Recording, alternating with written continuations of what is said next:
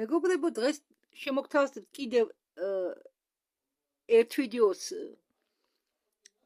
ისმაილ პერეზის, რომელიც ეხება უკვე ალიანსის განახლებას. ის იყო თეთრი ქუდების ალიანსის განახლება. წინა ვიდეო გუშინ რომ ავტვირთვე ნეფელიმებზე. ახლა ნახოთ დაბა რა ახალ ამბებს მოგვაწოდებს ისმაილ პერეზი. ეს ვიდეო იყო 25 დეკემბერს ატვირთული. მაშ დავიწყოთ. ხო, რაღაც პერიოდი ისმაილ პერეზი არ აწარმოებდა ეფირებს და სანამ მე არ ვიყავიო, ბევრი ახალი ამბები მოხდაო. მაშ რა ხდებაო დღესო იმათაგან რაც დარჩაო არამიწიერი ელიტისგანო. ნაცისტური ბნელი ფლოტისაგან. ხო, ალბათ დღეს ილაპარაკებს კოსმოსურ ნაცისტებზე. და რა შეხება აქვს მაგათ დღეს რომ მიდისო განწმენდა მექსიკის და ვენესუელის კორუმპირებული მთავრობის გადასაყენებლად. ხო, მე მგონია ეს ძველი, ხო, უკვე ვიცი, ინფორმაცია მაქვს რომ უკვე გაიწმინდა. ხო, ცოტა შედარებით მოძველებული ინფორმაცია. ხო, მე მოусმინე ტრამპის ვიდეოს, სადაც იგი თქვა რომ ტრამპმა გაიმარჯვა ვენესუელის პრეზიდენტზე კარტელები გაუხდაო. მაშ ვნახოთ პერესმა რა ახალი ამბები იცის ამასთან დაკავშირებით. ხო, თან დაიწყო დემონტაჟი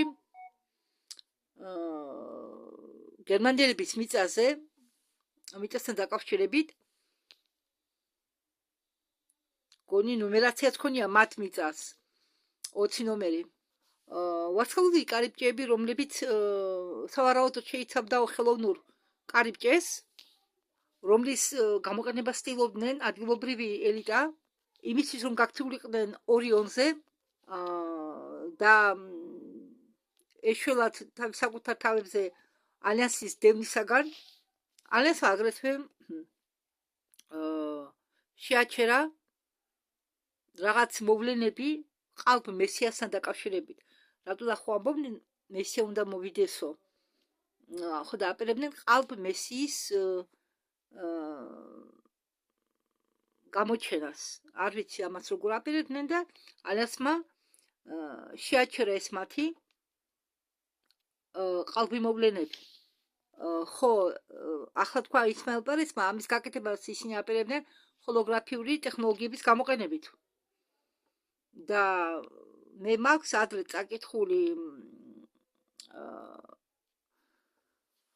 არ მახსოვს რომელი წყაროდან რომ წმინდა მარიამი გამოჩნდა რომელიღაც ქრისტიანული ქვეყნის ტაძრის თავზე, გუმბათის თავზე და მაშინ მე ამდენი ცოდნა არ მქონდა, ამდენი ინფორმაცია მაშინ ინტერნეტიც არ იყო.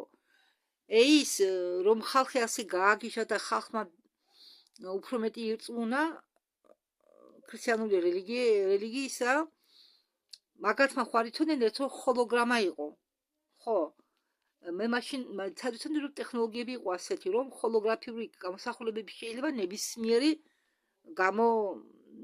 აჩინოთ ცაზე, თვით ქრისტე კი შეგიძლია გამოსახო, ნებისმიერი გამოსახულება შეიძლება ცაზე გააკეთო, მოაწყო და ვინც ახლა ვერ მაიცის რომ არსებობს ჰოლოგრაფიული ტექნოლოგიები და ვერ მოატყუეთ, მაგრამ ახლაც წყვდება ხალხი.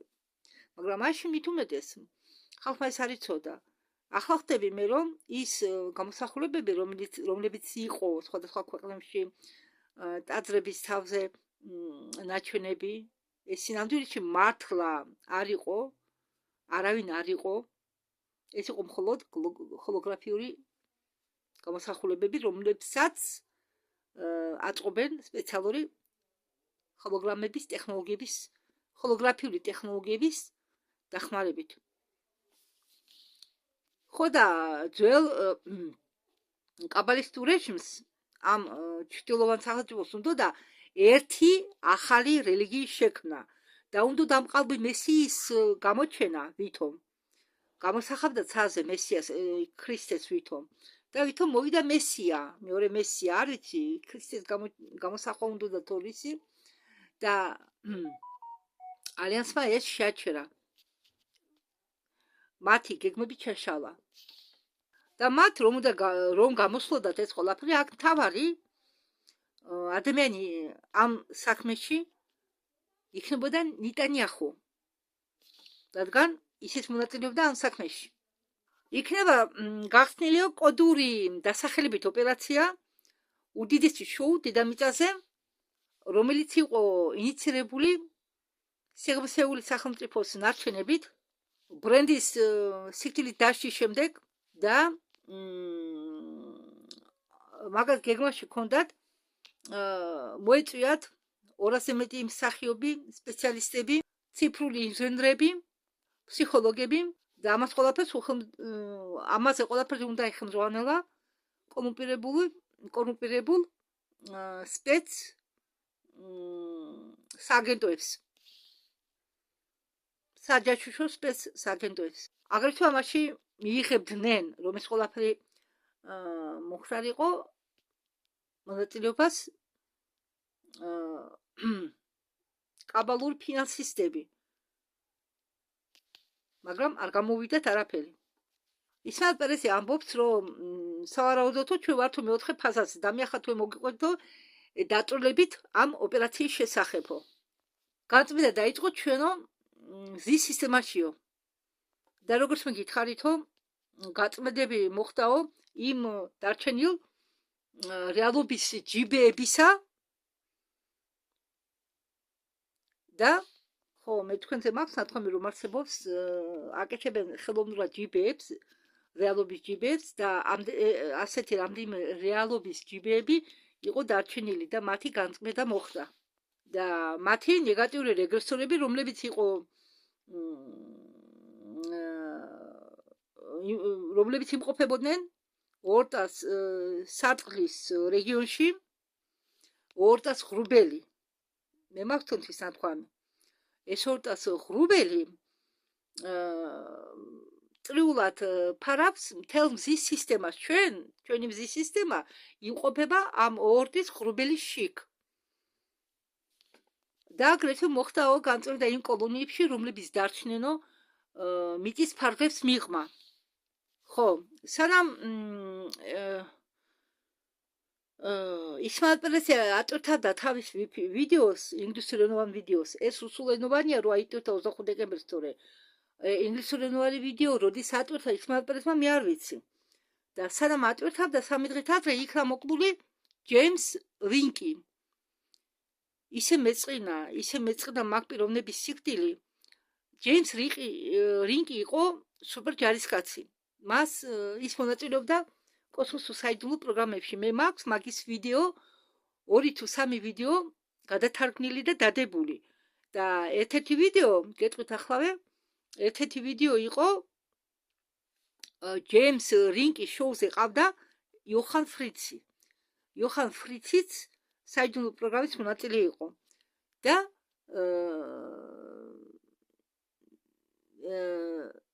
ერთი წუთით მე თქვენ გაჩვენებთ ახლა ვიდეოს ჯეიმს ფრიცის.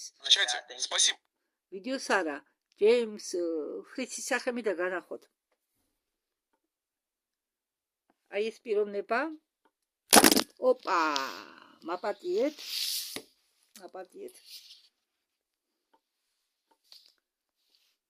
აი ეს არის ჯეიმს რინკი.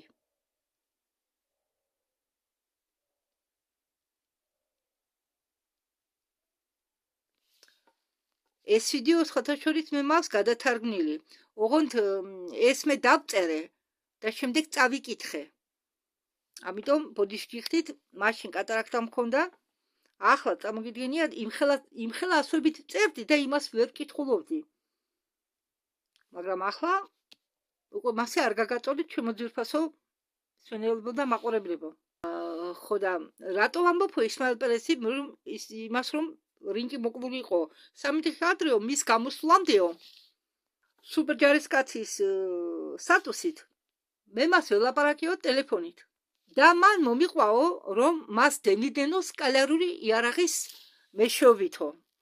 მე ერთ-ერთ ვიდეოში მაქვს დადებული ახსნა თუ რა არის სკალარული იარაღი, მაგრამ მე არ დავიზარებ და ახლაც დავდებ ამის ახსნას თქვენთვის, ვინც ჯერ არ იცის თუ ეს რა არის.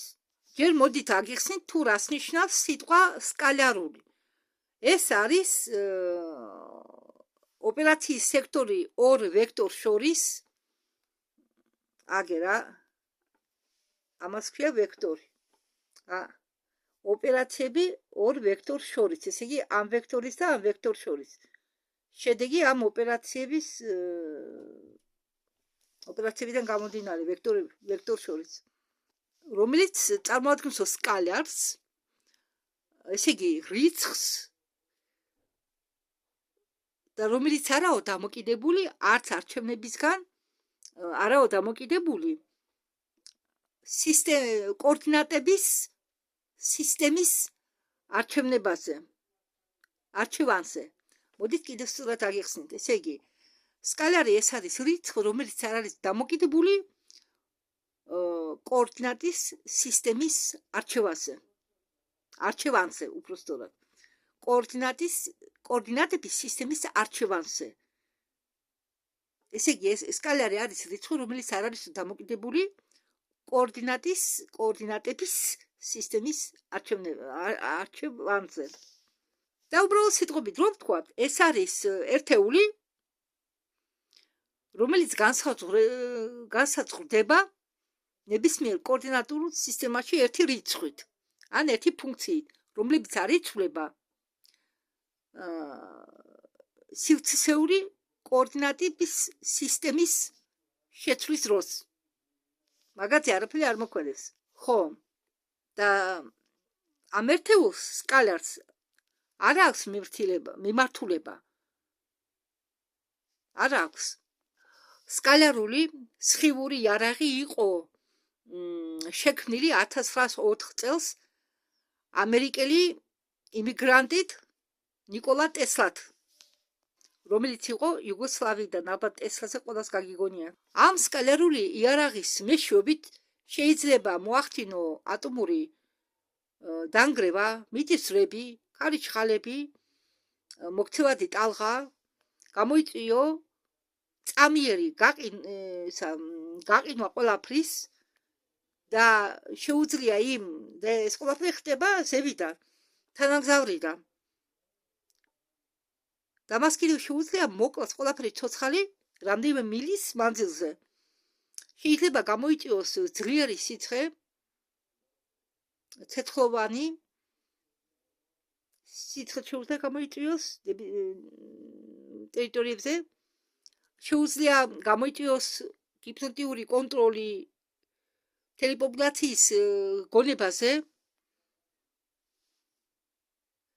შეიძლება ამ სკალარული იარაღის მეშვეობით წაიკითხო მიწაზე მოსიარული ადამიანის ფიქრები, შეიძლება იმოქმედო ძილზე, ცნობიერებაზე ძილში,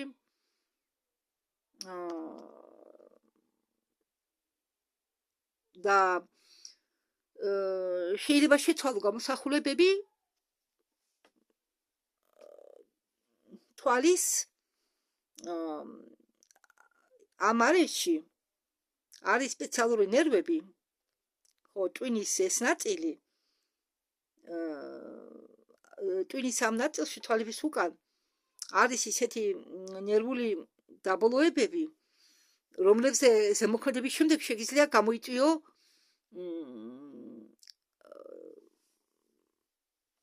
სურათის აღთქმის პროცესების შეცვლა, галлюცინაციები,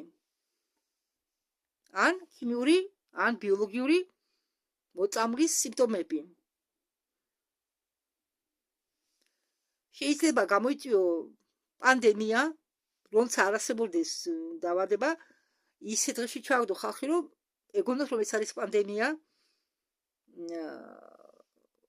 ეს იარაღი ჩნდება უჯრედულ სტრუქტურაში, შეიძლება გამოიწვიოს პარალიზირება ყველაფერი ცოცხალისა 50 მილის რადიუსში.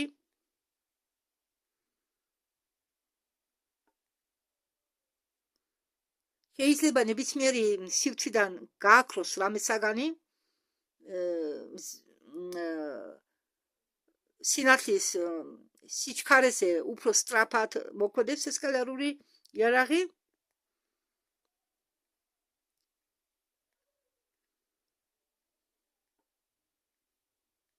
ხო მაგალითად ისეთი ძლიერი ეს სკალარული იარაღი, რომ თუ მაგალითად ამერიკამ გადაწყვიტა ატომური ჭურვის გაშვება რუსეთის მხარეს, ეს ატომური იარაღი ვერ მივა მიზნამდე, რადგან სკალარული იარაღის მეშვეობით ეს ჭურვი, ატომური ჭურვი უცებ გაქრება.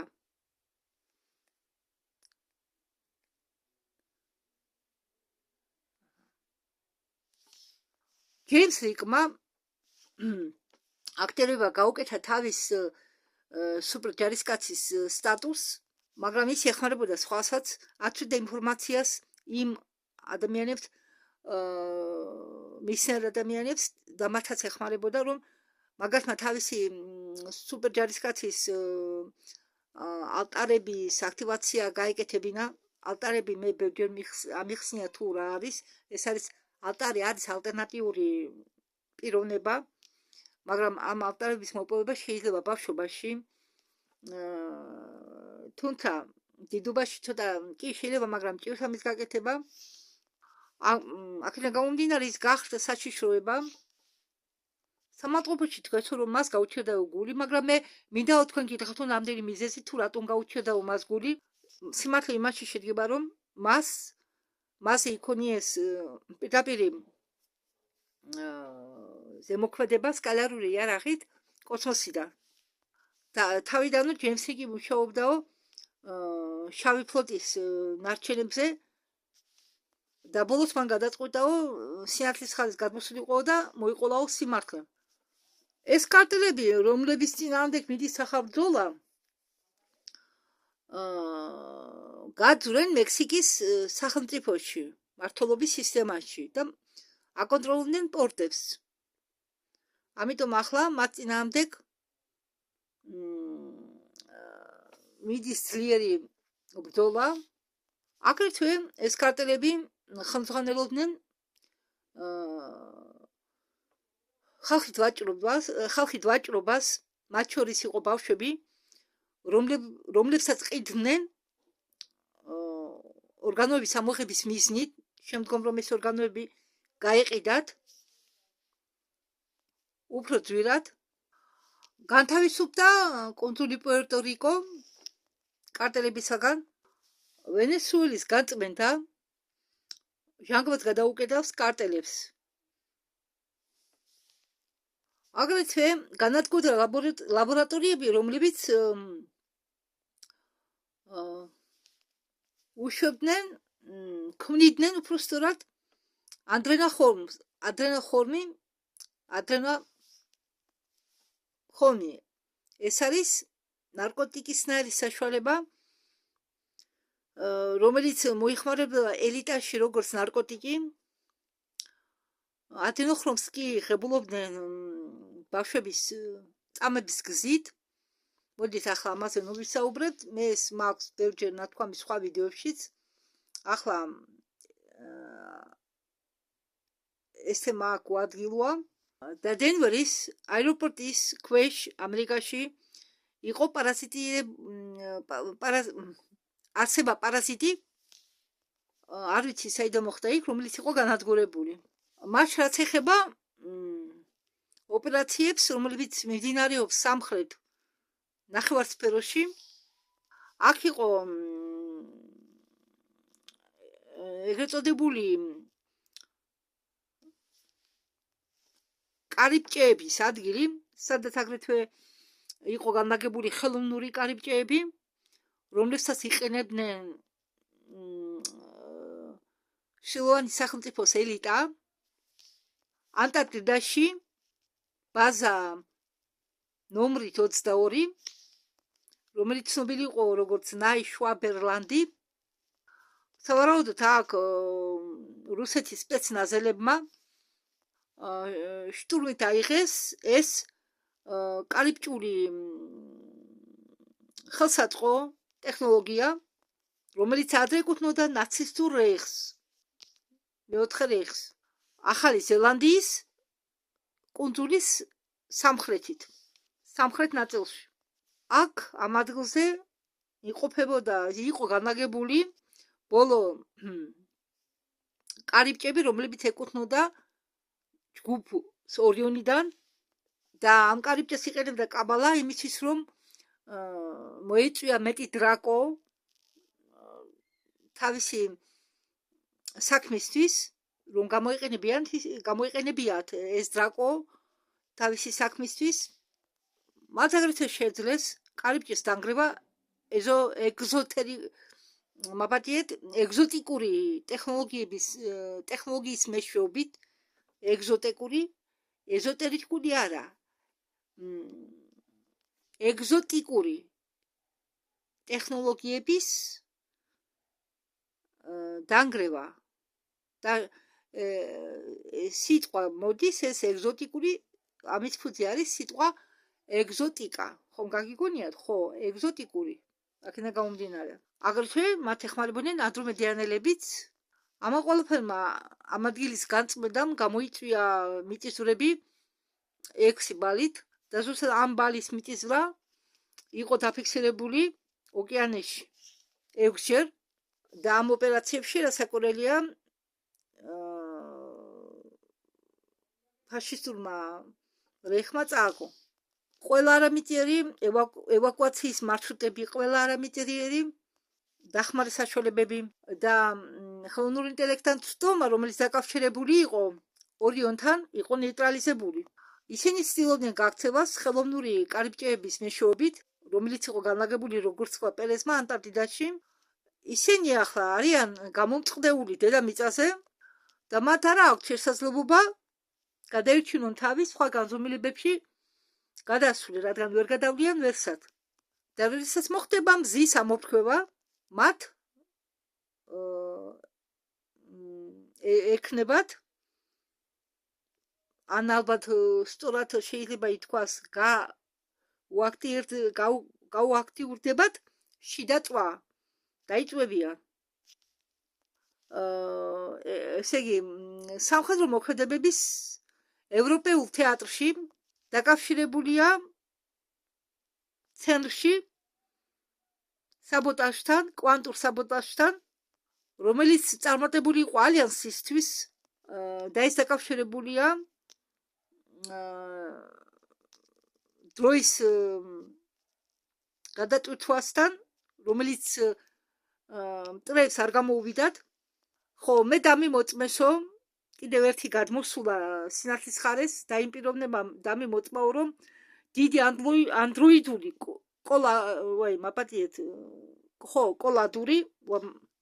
კოლაიდერი, დიდი ანდროიდული კოლაიდერი, ცოტა რთული წარმოსათქმელია, იყო საბოტირებული ალიანსით კვანტურ დონეზე. დიდი წარმატება. სარკის მიღმა პროექტის წარმომადგენლებმა შეეცადნენ ამ ანდროიდული კოლაიდერის გადატვირთვა, მაგრამ არ გამოუვიდათ. კაბალას ეთყობა უნდოდა ახალი სინთეტიკური დროის ხაზის წარმოქმნა, რომ იმიტაცია მოეწყო ხელოვნურად მზის ამოფრქვევის, ესე იგი მზის ამოფრქვევა ხო ბუნებრივი ამოფრქვევას ველოდებით ჩვენ, იმათ კი უნდათ მოეწყოთ მზის ხელოვნური ამოფრქვევა, რომ მოეწყოთ კაცობრიობის თავიდან გადატვირთვა, როგორც კომპიუტერს ჩვენ ან ტელეფონს გადატვირთვას ვუკეთებთ ხოლმე, იქ არის სეცოდური ტელეფონები, ვისაც აქვს, ჩემ ტელეფონს მაგალითად მწვანე ფერი აქვს გადატვირთვის, სადაც აწერია გადატვირთვა, სადაც გათიშვა აწერია წითელი. და ასე უნდათ ჩვენი ადამიანების გადატვირთვა თავიდან. პროგრამა რომ განახლებოდა, ჩვენი განახლება უნდათ. ხო, ამ ხელსაწყო მასებს წაუშალა მეხსიერება და ალიანსის დახმარებით ეს ხელსაწყო, რომელიც მოქმედებდა ადამიანების ცნობიერებაზე, შებრუნდა შიგ. ანუ არ მოქმედებს მასებზე. და იმ 13 საგვარეულოდან, რომლებიც მართავდნენ, მე ასე გამიგონია დედამიწას, რაც დარჩა დედამიწას იმ 13 საგვარეულოდან. ამ კაბალას ილუმინატებიდან, კაბალას წარმომადგენლებიდან იქნებიან ლიკვიდირებული, როგორც ახლა ხდება ნეფილიმების ლიკვიდაცია. მათი ლიკვიდაცია უკვე უნდა მოხდარიყო 8 დეკემბრამდე და ახლა დღეს არის 22 დეკემბერი. ხო, მაპატიეთ მე შემეშალა, გამიკვირდა 22 დეკემბერი დღესაა და იქ 25 კი არა 5 დეკემბერი აწერია რუსული თარგმნის ატვირთვა, აწერია 5 დეკემბერი. ხო, ახლა პერეში რომ ამ ვიდეოს წერდა, ყოფილა 1 დეკემბერი. ჩვენ ისევ ვიმყოფებითო პოზიტიურ დროის ტრაექტორიაზე. კლონები მთელი მსოფლიოს მასშტაბით, ვინც კლონებს წარმოადგენს, მათ დაეწყებათ შეფერხებები. ანუ შეიძლება შუა გზაზე გაჩერდეს, ან თვალები გაუშეშდეს, ან მოძრაობა შეწყვიტოს, რობოტივი დადგეს. და ამის არ უნდა გაგიკვირდეთ. და ჰოლივუდში იმდენი ეს ციფრული მსახიობები არისო, ხო, ზოგი შეცვალეს და ჩვენ ვნახავთ, რომ სადღაც 60% ამ ჰოლივუდური მსახიობებისაო აღმოჩნდებაო სინთეტიკური ადამიანები, ანუ კლონები.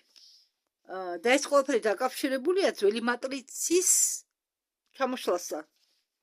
და როგორ მიხვდებით ამას? ამ კლონებს დაეწყებათ სახის დამანჭვა, ხედულობის გაშეშდება, რაღაც სასწაული მოძრაობები, დაიწყება სიარულში. ნუ, როდესაც რამეს ბოი ხდება, როდესაც ხდება რამე პროგრამის შეფერხება, ან რაღაც ისე არ მიდის. აი ზუსტად მასეთი გამოვლინებები ეტყობოდეს იქნება კლონებს. კვების გათიშვის მომენტისა კვების გათიშვით. ხო, კვების გათიშვით. კვების გათიშვასთან დაკავშირებითაც იქნება რაღაც ნუ შეამჩნევთ ამას თქვენ. ახლა გადავიდეთ სამხედრო მოქმედებებთან აღმოსავლეთში. ახლო აღმოსავლეთში.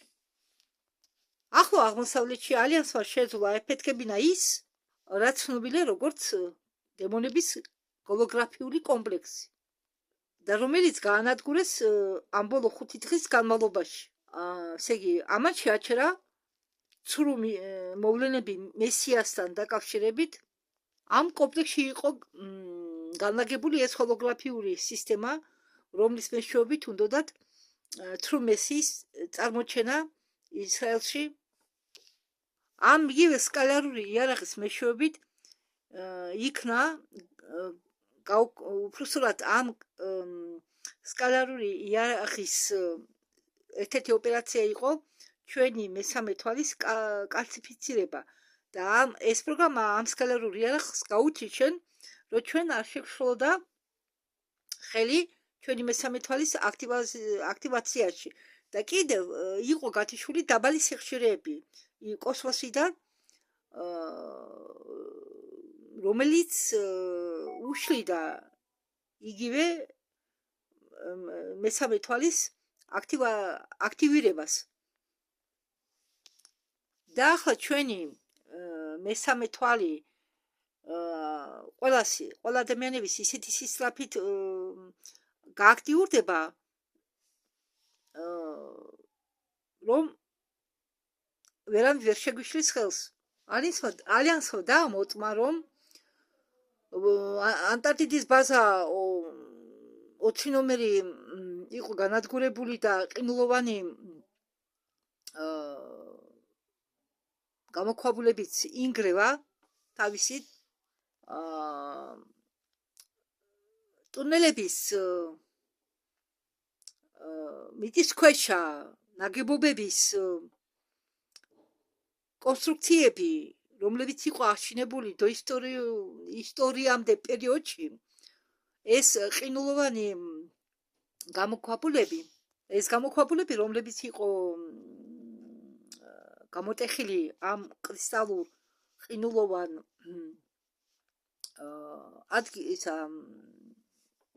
მასალაში, ეს ადგილები გახდა მეოთხე რეიხის თავშესაფარი ნაცისტური გერმანიის დაცემის შემდეგ და ამ გერმანელებს ჰქონდათ თავისი კულტი, შავი მზის კულტი და ისინი ჯერ გაიქცნენ ანტარქტიდაში აი ამ გამოქვაბულებში იმალებოდნენ, შემდეგ კი დატოვეს მიწა. და აქ იყო გახსნილი სპეციალური კარიბჭეები, რომლითაც გადაადგდებოდნენ გერმანელები და დრაკო კოსმოსში, მიწა და კოსმოს შორის, ანტარქტიდა მიწის და ორიონს შორის. კიდე ხდებოდა დედამიწა ამ ესე იგი აქ ანტარქტიდაში მიწის ქვეშ მათ ჰქონდათ ხელოვნური კარიბჭეები და მათ შეეძლოთ არა მხოლოდ ესა ნებისმიერ ადგილას, კოსმოსის ნებისმიერ ადგილას შეეძლოთ გადაადგილება მათ შორის ორიონშიც. მიწიდან მთვარეზე, მიწიდან მარსზე, მიწიდან ორიონში ნებისმიერ ადგილას შეეძლოთ გადაადგილება. აგრეთვე მათ ჰქონდათ კავშირი სეტა რეტიკულებთან, რუხებთან. მაგრამ 24 მე ერთი კვირა არ ვიყავიოდა იმ 24 რიცხვის თვისო, 24 ნოემბრის რიცხვის თვისო, თუ კი რამე კარიბჭე არსებობდა აი ამ რეგიონში, ყველა იყო გათიშული. 24 ნოემბრის ინფორმაციით. 24 ნოემბრის ინფორმაციიდან გამომდინარე. ეს კარიბჭეები ყველა იყო განადგურებული. ალიანსმა გადაჭრა ჭიპლარი მიწის ბადეს და ხელოვნური ამ ნეგატიური ხელოვნური ინტელექტს შორის. ის ყინულოვანი გამოქვაბულები, რომლებიც ადრე ეკუთვნოდათ ატლანტიდას და შემდეგ იყო ჰქონდათ მითვისებული მაბადიეთ შავ რეიხს. ხო და ეს შავი რეიხი, ეს ნაცისტური გერმანია, მათ არ მათ უწოდებენ ნაცისტებს. ისინი თავისაც მიიჩნევენ გერმანელებად, ოღონდ არისტოკრატებად.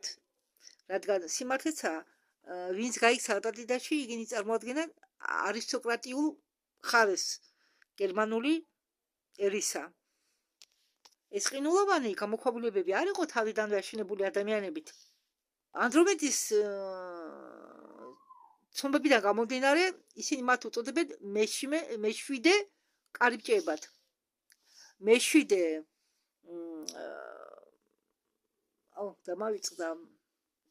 მეშვიდე სამხრეთ კარიბჭეებად, რომელიც არის ატლანტიდის რეზონანსური ცენტრი და რომლის დანიშნულებაა ვარსკვლავთა საშორისო გაცვლა-გამოცვლა.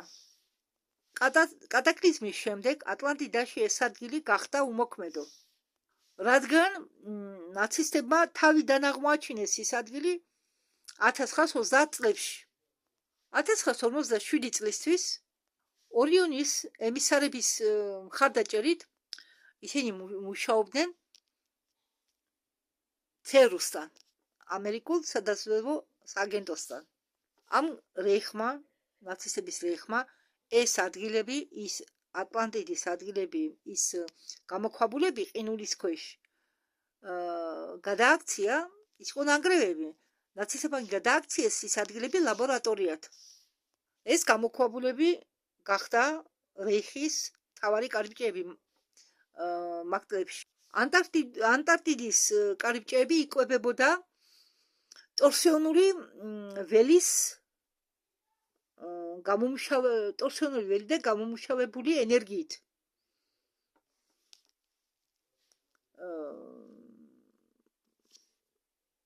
ესე იგი, ამ ტორსიონული ველის ძრავებისაგან, ასე თქვა პერესმა, მაპატიეს მე ცოტა ამ საკითხში სუსტი ვარ. ვაკუუმური პლაზმის სტაბილიზატორებიც გამოიყენებოდა. ტესლას პერმანული კატუშკებიც გამოიყენებოდა, რომლებიც მოიპარეს გასაიდუმლოებული პატენტებისგან. ეს ატლანტიკური არქიტექტურა იყო გაფუჭებული უარყოფითი ხელოვნური ინტელექტით. და ახლა საკითხი დგება იმ ხრით, რომ როგორ უნდა იპოვოს ალიანსმა ეს კარიბჭე. ყველაფერი შეიცვალა, როდესაც მასონებმა ვატიკანის 11 რუკა აწვრთეს ინტერნეტში. და მაშინ ანდრომედას საბჭომ გააგზავნა სიხშირის მარკერები. ალიანსმა აღმოაჩინა, რომ ჰორმონალური ყევები კვებავდა ამ მიწისქვეშა ანტარქტიდის ქვეშ გამოქვაბულებში განლაგებულ კარიბჭეებს. ეს ესე იგიავლენდა, როგორც რენტგენში ჩანს ძვალი, ისე ამ ტექნოლოგიის მეშვეობით ჩანდა დედამიწის ბადე. და როდესაც ეს დედამიწის ბადე გახდა ხილული, დასაკვირველია, ასევე დედამიწის ბადე იმ მომენტიდან გახდა როგორ გითხრათ, ადვილად დასაზიანებელი, ესე იგი ადვილად დამაზიანებელი. როდესაც ვინმე ხედავს ბადეს, ის გამოიყენებს ამას ადვილად. როგორც კარგ საქმეში შეიძლება გამოყენება ამის, თუ საქმეებში შეიძლება გამოყენება, ხო? ესე იგი, დედამიწის ბადე გახდა სუსტი წერტილი, რადგან მათი ნახვა შეეძლოთ რაღაც ტექნოლოგიის მეშვეობით. მაშინ ალიანსმა მიიტანა დარტყმა და გათიშა ეს კარიბჭეები. და განადგურება მოხდა 3 ეტაპად. როდესაც ანდრომედის წარმომადგენლებმა ესე იგი შემოაბრუნეს ეს თავიანთი კრისტალური რაღაც ტექნოლოგია წყნარი ოკეანის სამხრეთ ნაწილში, რადგან ეს ანდრომედელების ტექნოლოგია, ხო, რა ვიცი, მე ხა ამებნა ტვინი და ცოტა რთული, მე კი გავიგე რა თქვა იმან, მაგრამ ქართულად ცოტა რთულია მაგის გადმოცემა, ამიტომ ამას ასე დავტოვებ. ხო, ამბობს პრესი, ანდრომედიანელებმა ხომ რაღაც ხელსაწყო დააყენეს ამ წყნარი ოკეანეզევით, ხო? და ამ კარიბჭის ეს ყვება თუ როგორ დაანგრიეს კარიბჭე. და ეს კარიბჭე რო იხსნება, მაგის ბოლოები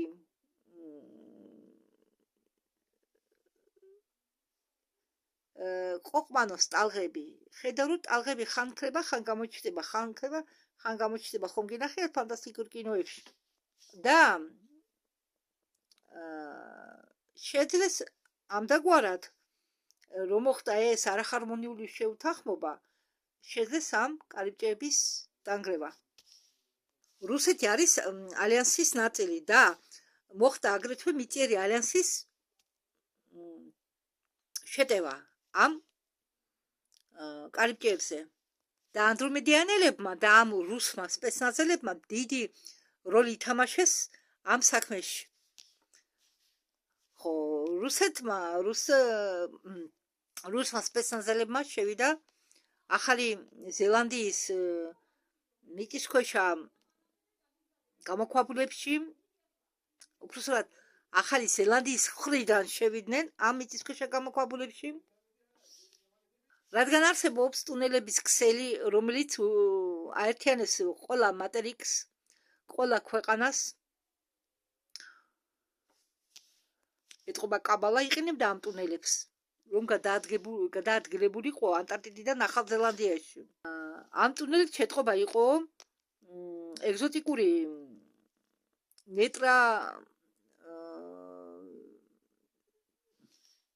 ნეიტრალიზირებადი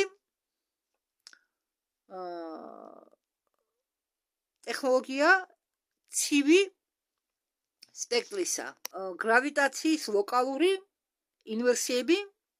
მათი ამოცანა იყო გამოიყვანა წყობიდან ეს პორტალური ხელსაწყო დედამიწაზე, რომ ორიონის კარიბჭეებთან ვერ შეეძლო მიწიერ კარიბჭეებს დაკავშირება. მაგათგან გამოიყენეს ნეიტრალიზატორები, რომლებიც იყვნენ მიზან მიმართული ამ კარიბჭეების კამერების ტალღების ასარევად. მოხდა კასკადური არევა და ამან გამოიწვია მიწისძვრა 8.6 ბალი, რომელიც იყო სავარაუდოდ დაფიქსირებული ოკეანის სამხრეთით. ანდრომედიანელებმა გახლიჩეს საერთაშორისო ეფირი, რომელსაც იყენებდა შავი ფლოტი.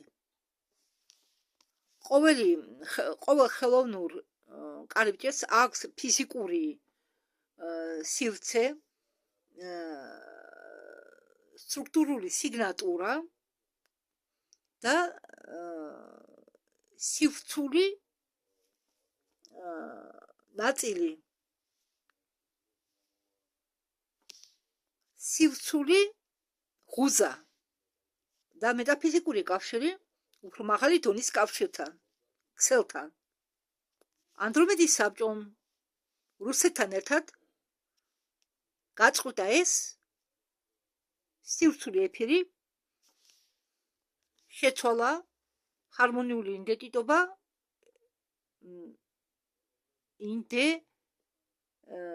გეტყვით ახლა იდენტичность. იგი ინდივიდუალობა, როგორ გითხრათ,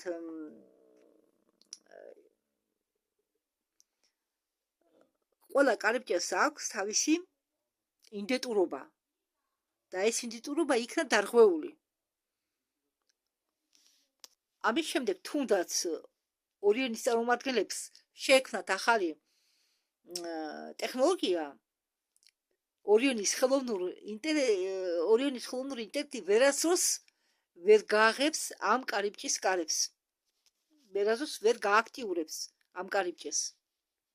მე ახლა უსვენი ამ ვიდეოს უსვენდი და ეს კაცი სულ იმეორებს ერთ და იგივეს ხშირად.